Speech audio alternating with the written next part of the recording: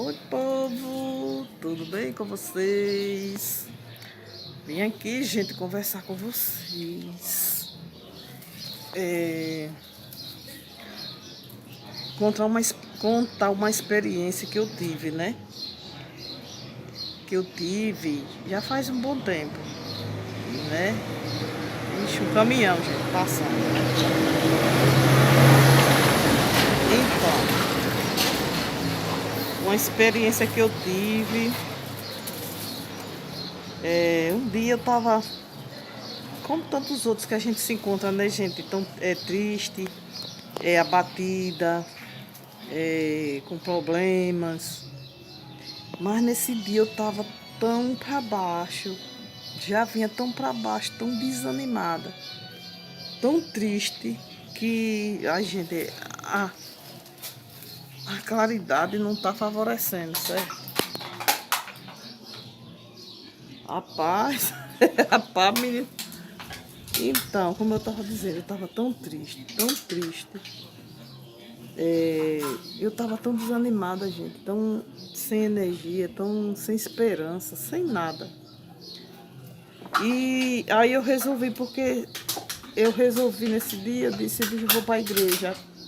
Aí eu fui para uma igreja lá no centro daqui da capital, né? Uma igreja. Uma igreja grande, uma igreja de nome conhecido, que eu sempre vou para lá.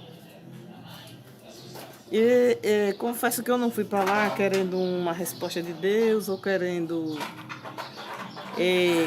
como se fosse uma profecia, como muitos fazem, querendo profecia, aquela coisa, né? Não. Eu fui porque eu precisava sair de casa.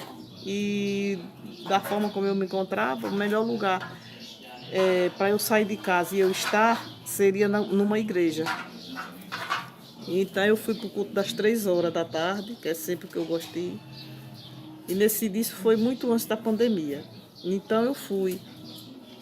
E lá eu fui para poder estar no lugar, ouvir a palavra. Não esperava que eu ia encontrar consolo, não, mas eu precisava estar numa igreja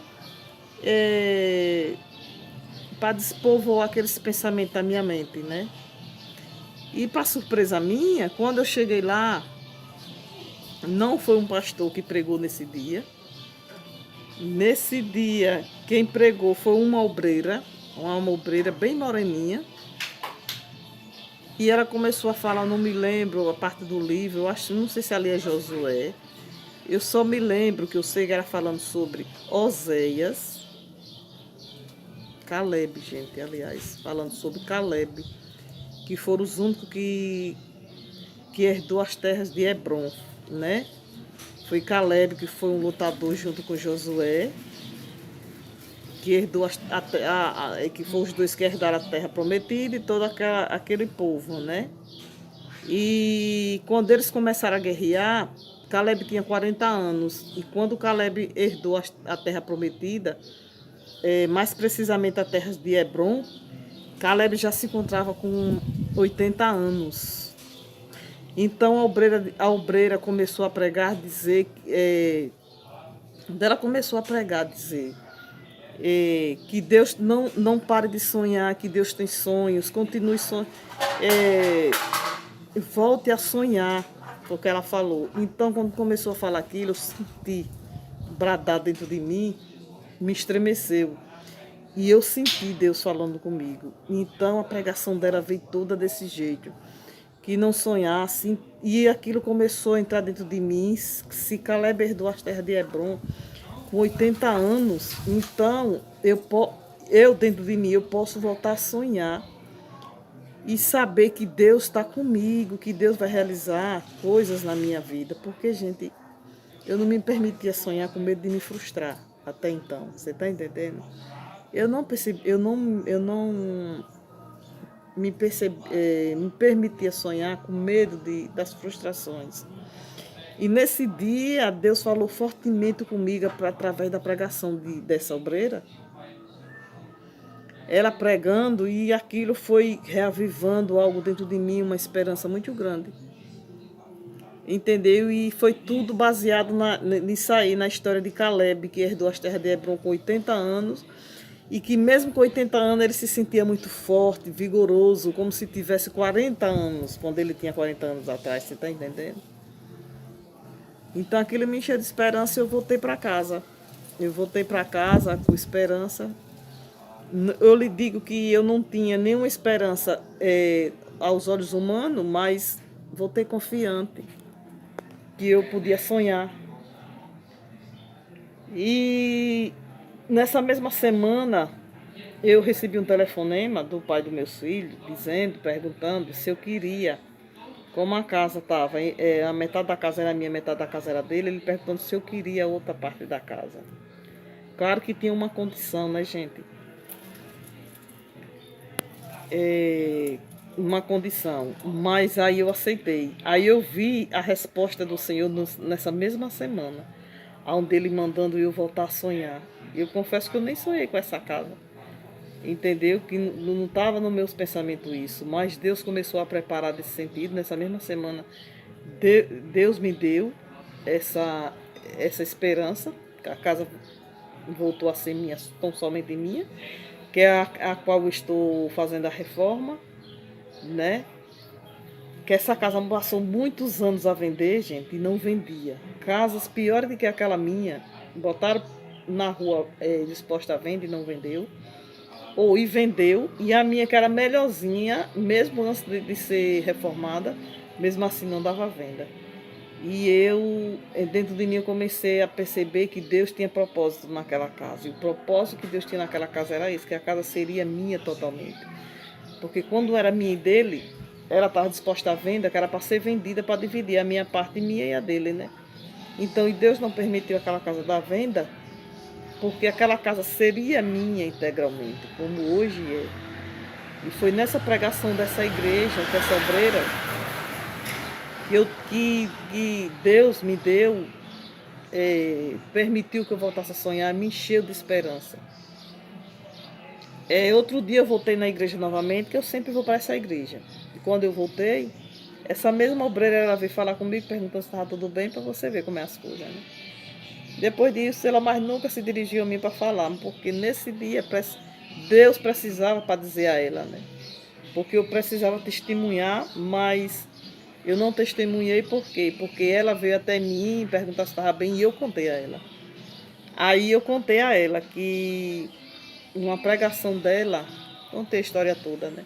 Aí ela disse para mim, ela disse, olha, tá vendo, a gente prega e às vezes pensa, às vezes a gente acha que não está nem falando com ninguém, mas sempre está falando com alguém. Quer dizer, às vezes ela pregou lá por pregar sem muita expectativa, achando que não estaria falando com alguém, né? Estava. Então, quer dizer, Deus fez a ocasião para poder dizer a ela que numa pregação dela, Deus usou ela para me encher de esperança, né? Para me encher de esperança. Entendeu? Aí, então, gente,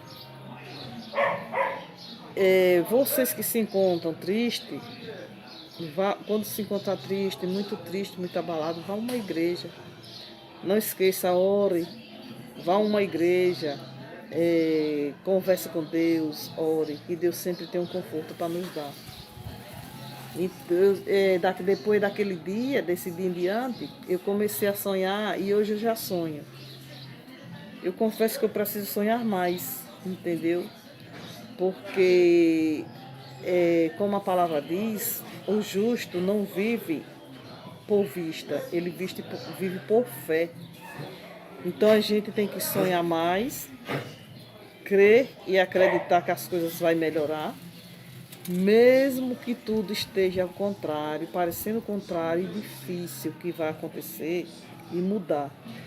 Porque a gente não pode viver por vista, mas sim por fé, né? Porque a fé do que a gente tem é o que se concretiza e se realiza e se realiza no nosso presente, né? Que é o hoje onde nós vivemos. É isso aí. Eu quis trazer isso para poder trazer um avivamento, uma esperança para você, um conforto. Porque Deus realiza sonhos ainda. E hoje eu estou realizando o sonho da minha casa, reformando. E quando eu ganhei, quando essa casa veio para mim, eu disse a ele, Deus, aquela casa está do jeito que está, mas eu sei que o Senhor vai me dar forma de eu fazer aquela reforma. E ele começou e me deu, né? Veio de uma forma que foi com essa pandemia, mas Deus, ele transforma maldições em bênção. E foi isso que ele fez na minha vida. Ele transformou essa maldição dessa pandemia em bênção, porque foi através da pandemia que veio esse auxílio e eu empreguei esse dinheiro todinho na minha casa. E eu sei que ele vai concretizar o resto que falta fazer lá na minha casa, em nome de Jesus. Porque ele é Deus de realizações, de propósito, e ele não coloca sonhos e meta no coração da gente que ele não vá realizar. Ele não é Deus de mentira. Ele não é Deus, ele não é homem de mentiras, ele é Deus, um Deus de poder, de alegria, de manifestar maravilhas, de manifestar o sobrenatural. Deus ele manifesta o sobrenatural. E é o que eu mais acho interessante na minha vida, é quando Deus age sobrenaturalmente. Que só Ele tem esse poder. Só Ele, mais ninguém, né, gente? E é isso aí, gente. Espero que vocês tenham gostado dessa minha experiência. E deixe bastante like. E eu vou ficando por aqui. E aguarde mais vídeo, tá, meus amores? Bye, bye.